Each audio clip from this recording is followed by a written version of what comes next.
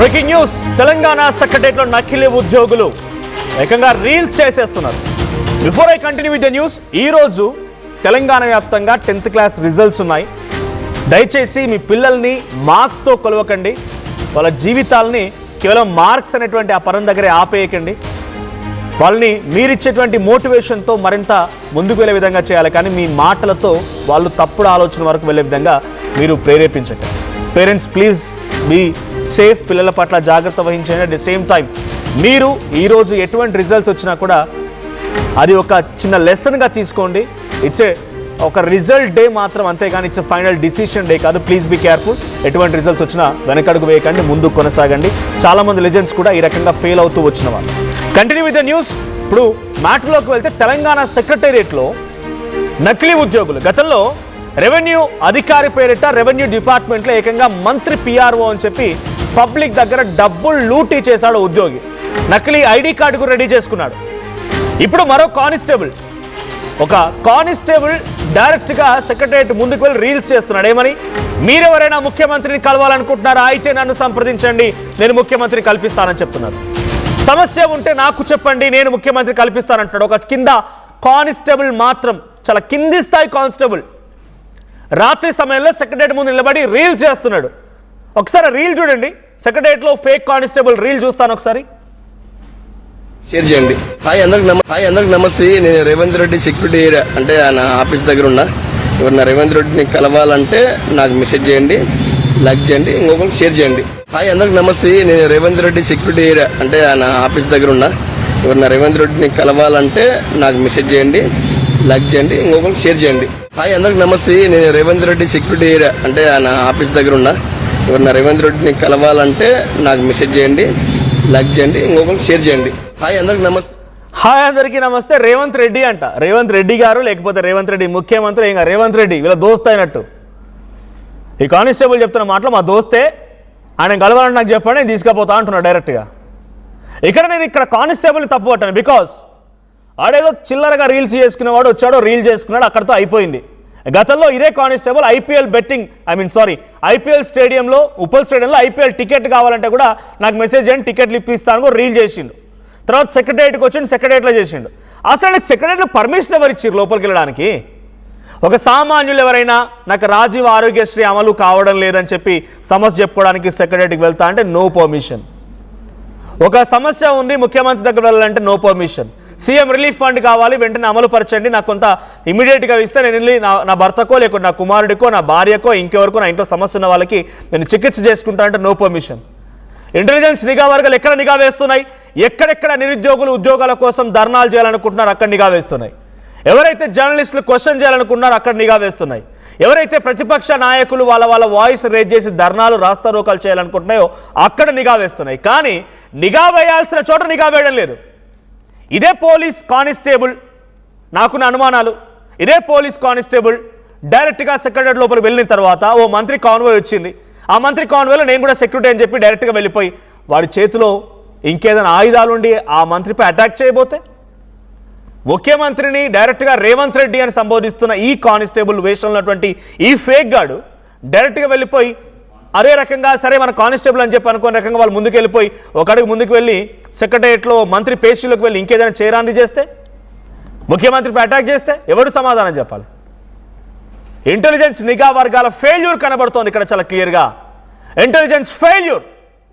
It's definitely A threat to CM of Telangana. ఇది డెఫినెట్గా ముఖ్యమంత్రి రేవంత్ రెడ్డికి ఒక థ్రెట్గానే భావించాలి, మంత్రివర్గానికి ఒక థ్రెట్గానే భావించాలి. ఇంటెలిజెన్స్ నిఘా వర్గాల ఫెయిల్యూర్ కనబడుతోంది. అధికారుల పేరిట, కానిస్టేబుల్ పేరిట లోపలికి వచ్చి రీల్స్ చేస్తుంటే మీరు సైలెంట్గా ఉండిపోతున్నారు. రీల్ వైరల్ అయ్యేంత వరకు అసలు వాళ్ళు లోపలికి ఎవడొచ్చాడో తెలియదు. ఈ రీల్ వన్స్ వైరల్ అయిపోయిన తర్వాత, పబ్లిక్లో నుంచి డిఫరెంట్ ఒపీనియన్స్ వస్తున్న తర్వాత, రియాక్షన్స్ వస్తున్న తర్వాత అప్పుడు ఇంటెలిజెన్స్ వర్గాలు కానీ పోలీస్ వర్గాలు గమనించి ఆ వ్యక్తిని క్యాప్చర్ చేసేందుకు ప్రయత్నం చేశాయి. కానీ ఇప్పటివరకు ఆ వ్యక్తి దొరకలేదు. హీఈస్ నిఖిల్ ఫ్రమ్ గద్వాల్ నుంచి వచ్చినటువంటి నిఖిల్ యాదవ్ అనేటువంటి వ్యక్తినే, ఆయన పేరు నిఖిల్ యాదవ్, ప్రస్తుతానికి పరారులో ఉన్నాడు. సో ఆయనని పట్టుకునేందుకు పోలీసులు కొంత తలెళ్తున్న పరిస్థితి. ఇంకో సిచ్యువేషన్ ఏంటంటే, గతంలో కూడా ఉప్పల్ స్టేడియంకి వెళ్ళి ఐపీఎల్ టికెట్లు ఇస్తాను నా చెల్లెలు లాంటి వాళ్ళు ఎక్కితే నాకు మెసేజ్ చేయండి, నాకు చెల్ల అని మనసుకు అనిపిస్తే నేను ఇస్తాను అని చెప్పాడు. ఇప్పుడు సెక్రటరీకి వెళ్ళి డైరెక్ట్గా రేవంత్ రెడ్డి కల్పిస్తానన్నాడు. ఇంక ఇలాగే వదిలేస్తే ఈ రీల్ కనుక వైరల్ అయిపోయి ఉంటే ఎంతలా జరిగి ఉండేదో, ఎంతలా బీభత్సం జరిగి ఉండేదో. సో ఒకసారి ప్రతినిధి మధు ఉన్నారు. మధు, సో సెక్రటరియట్లోకి నకిలీ ఉద్యోగులు సంచలనం రేపుతున్నారు. రెవెన్యూ ఆఫీసర్ల పేరిట లోపలికి వచ్చి పిఆర్ఓల పేరిట దందాలకు తెరలేపుతున్నారు. ఒక కానిస్టేబుల్ పేరుతో బయట రెంట్ తీసుకొచ్చిన డ్రెస్ వేసుకొని ఆయన లోపలికి వెళ్ళిపోయి రీల్స్ చేసుకోవడము, రకరకాలుగా ఆ వీడియో వైరల్ అయిన తర్వాత పోలీసులు అలర్ట్ అయ్యారు. ఇంటెలిజెన్స్ ఏం చేస్తున్నట్టు? ఇది నిజంగానే ముఖ్యమంత్రికో లేకపోతే మంత్రివర్గానికో సెక్రటరియట్లో ఉన్నటువంటి ఓవరాల్ క్యాబినెట్కో థ్రెట్గానే భావించాలా?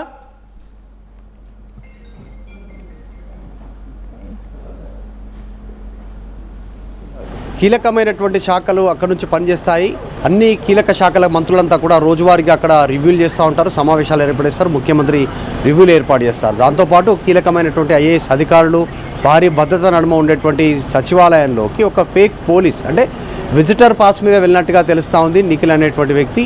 లోపలికి వెళ్ళిన తర్వాత డ్రెస్ మార్చుకోవడం, అక్కడే రీల్స్ చేయడము, దాంట్లో డైరెక్ట్గా ముఖ్యమంత్రి డైలీ రాడు కాబట్టి మీకు ఏమైనా పనులుంటే నన్ను కాంటాక్ట్ చేయొచ్చు అనేటువంటిది. కేవలం ముఖ్యమంత్రికి సంబంధించిన పనులే కాదు, ఇంకా ఇతరత్ర పనులు ఏమున్నా నన్ను కాంటాక్ట్ చేయొచ్చు ఏ అంశాలపైన అనేటువంటిది రీల్ చేసి బయట వైరల్ చేయడం, అది పెద్ద ఎత్తున చర్చనీయాంశం కావడం ప్రస్తుతం పరాలలో ఉన్నటువంటి పరిస్థితి. ఆయన పైన ఇక్కడనే కాదు, ఆంధ్రప్రదేశ్లో కేసులు ఉన్నాయి గద్వాలకు సంబంధించినటువంటి ఈ నిఖిల్ పైన.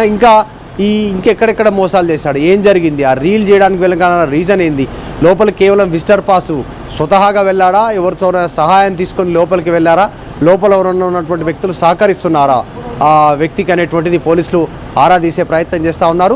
భారీ భద్రత ఉంటుంది. యాక్చువల్గా చెప్పాలంటే ఒక వాహనం లోపలికి వెళ్ళాలన్నా, ఒక పర్సన్ సెక్రటరీ లోపలికి వెళ్ళాలన్నా పైనుంచి అనుమతి రావాలి, లేదంటే విజిటర్ పాస్ ఇవ్వాలి. విజిటర్ పాస్ కంటే ముందు ఆధార్తో అప్డేట్ చేసుకోవాల్సి ఉంటుంది. అక్కడ ఆ అనుమతి తీసుకున్న తర్వాతనే అక్కడ నుంచి అనుమతి వస్తేనే ఆ స్లిప్తో లోపలికి వెళ్ళేటువంటి సిచ్యువేషన్ ఉంటుంది. అది కూడా visiting time, particular floor, particular శాఖ దగ్గరికి అనేటువంటి చాలా స్పష్టంగా దాంట్లో ఆదేశాలు ఉంటాయి.